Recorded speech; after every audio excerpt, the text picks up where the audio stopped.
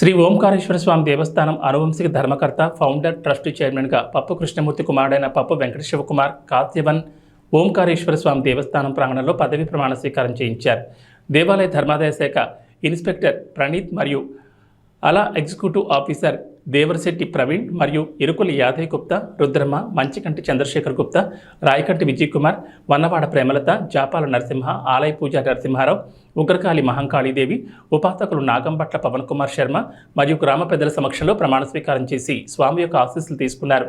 దేవాలయ అభివృద్ధికి ఎటువంటి సహాయ సహకారాలు కావాలన్నా, తన వంతుగా ఏం కావాలన్నా తాను ముందుండి దేవాలయ అభివృద్ధికి సహకరిస్తానని తెలియజేస్తూ మీ అందరి ఆశీస్సులు కోరుతున్నామని శుభాభినందనలు తెలియజేశారు.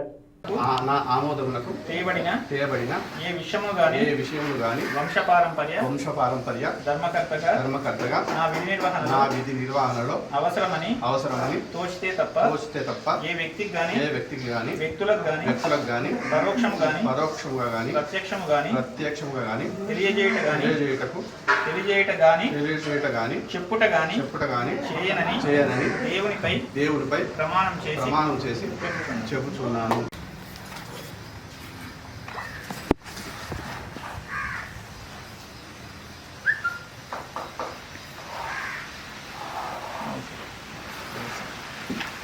Congratulations.